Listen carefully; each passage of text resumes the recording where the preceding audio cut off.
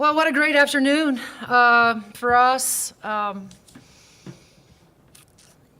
What a great team Iowa is, and just the level of respect we have for Coach Bluter and her staff and those players. What a great talent Caitlin Clark is going to be in this league. She's difficult to guard, and I did think that the things that I'm pleased with from our group. Obviously, we had 4 kids in double digits scoring today. Out rebounded them, got to the free throw line. But probably the stat, the number that jumps off the page for me is our second chance points that we got in 21. Getting those 13 offensive rebounds, and a few of those came at timely possessions. Nikki had a big one, and then I thought, obviously Lex, the last one she got that was a difficult rebound to go get, and then it also took Caitlin Clark out of the game with her 5th foul. So. Really, really happy for our gang. We always remind them in the halftime. At halftime, it's a 40-minute game, and even though we went down in there, I think down, we just challenged them. I thought Iowa's energy was better in the first half. They just seemed to want the game a little bit more. And so once we fixed that, I thought we came out in the second half and did some really good things to get the lead, hold on to the lead, build on the lead. I thought Mac was much better in the second half. Cesano really struggled, guarding her. And so just really happy, really pleased that we continue to keep our head down and we just keep showing up and trying to find ways to win games. And today was a big one. That's a really good Iowa team that we beat. More questions for Coach? Coach, speaking on McKenzie, you touched on it, had a better second half.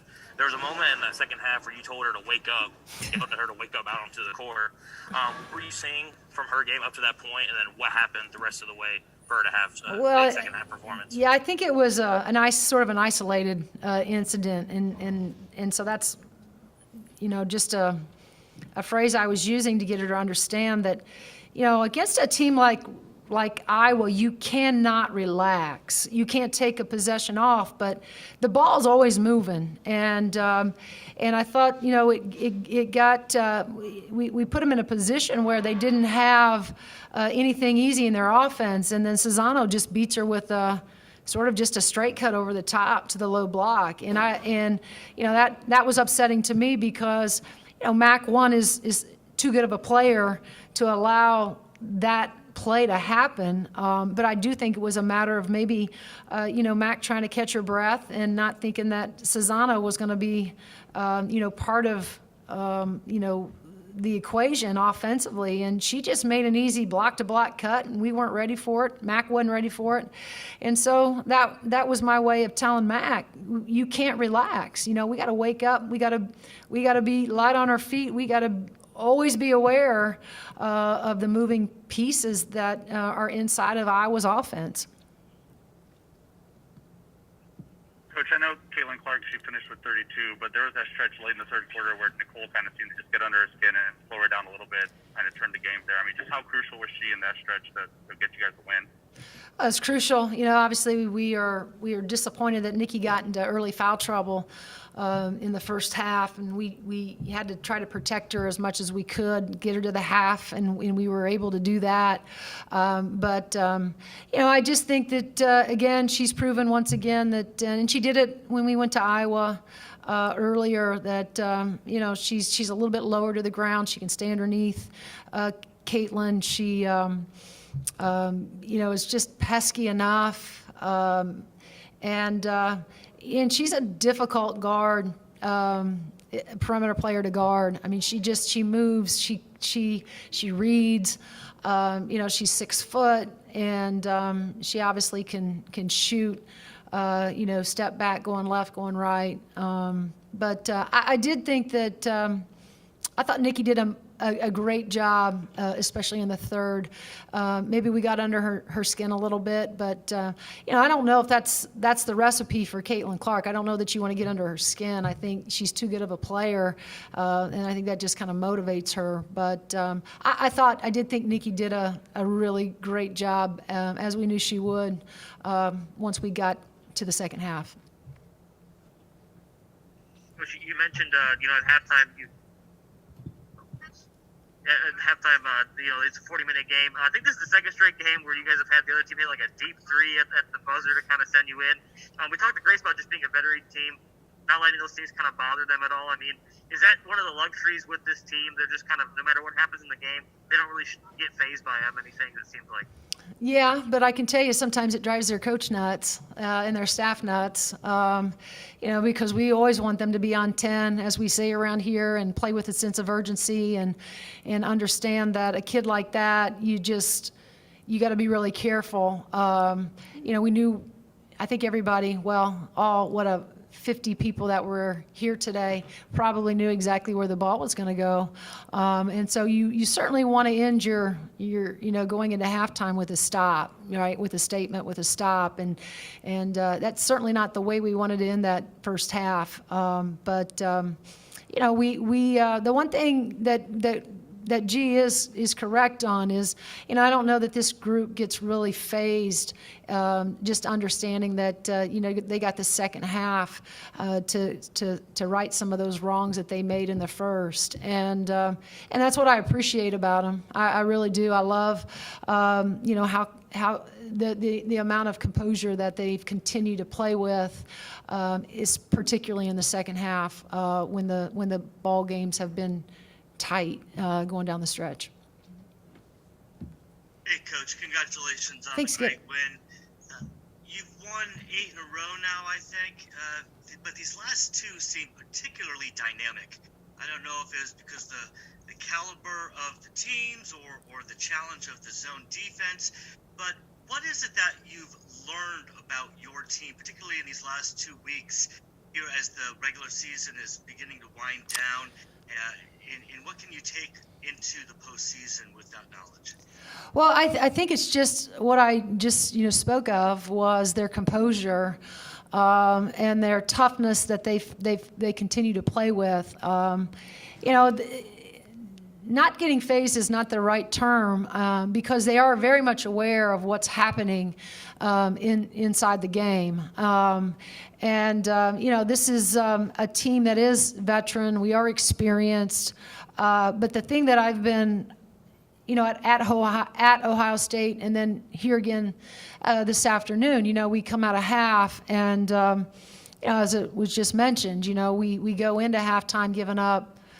At Ohio State, it was six points. Here it's a long three contested, yes, but still, that gives the opposing team, the Iowas, the Ohio States, certainly momentum going, walking into that locker room, and it just, fires their kids up. And so for us to be able to come out of halftime, make the adjustments that we've asked them to make, change to their best, and that's what they did. I thought that they once again, and I'll continue to say it, just dug their heels into the ground and decided that they were gonna guard, and they made things.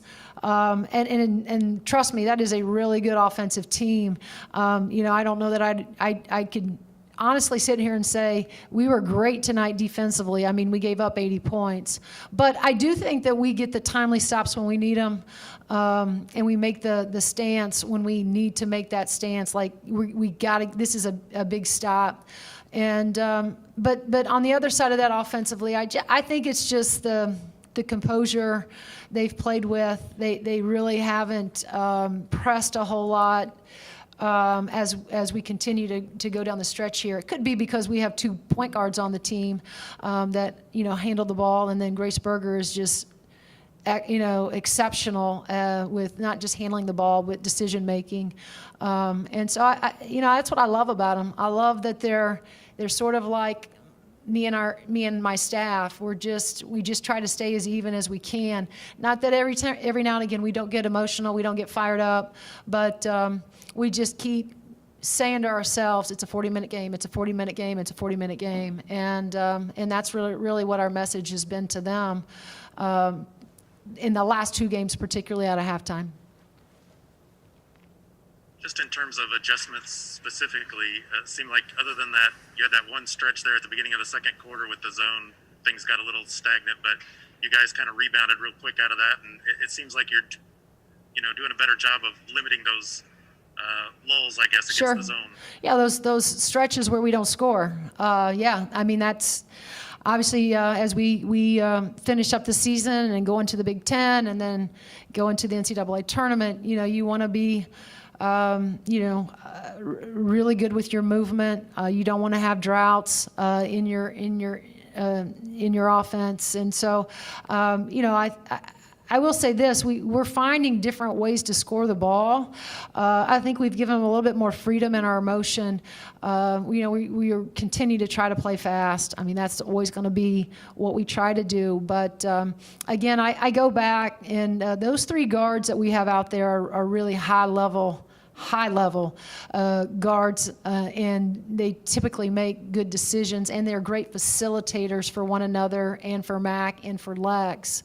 And so I do think that, and Jeremy, we've talked about this. I think you've asked me, defensively, we seem like we're always a little bit ahead of our offense, and that could hold true still. But I will say that we have improved offensively with not being as stagnant offensively against zones, but also our ball movement has improved, getting it inside. Our efficiency, I think, has improved.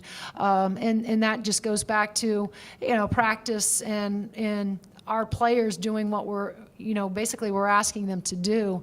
And so I think that's why you see, I hope, the lack of droughts that we've had sort of early on.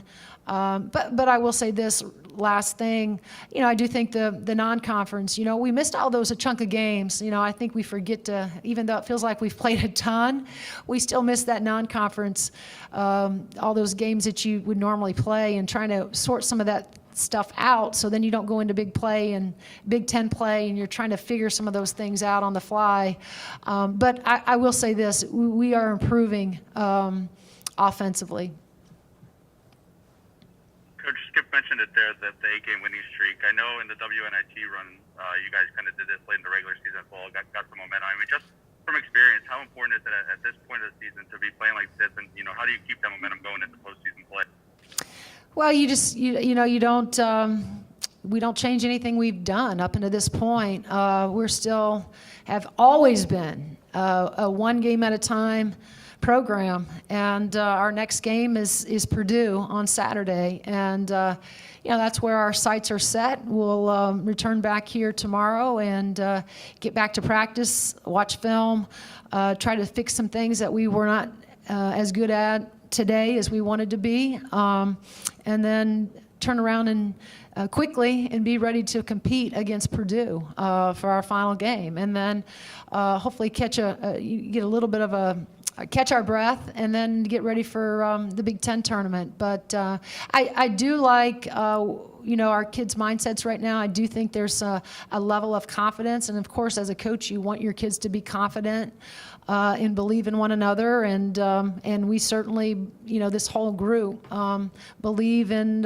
what we've been able to do up until this point. But we also know this. I mean, there's going to be challenges ahead of us, and we just got to continue to show up, as I tell them, and sort of embrace those challenges, because it's not going to get any easier, starting Saturday. It just doesn't. The Big Ten's too good.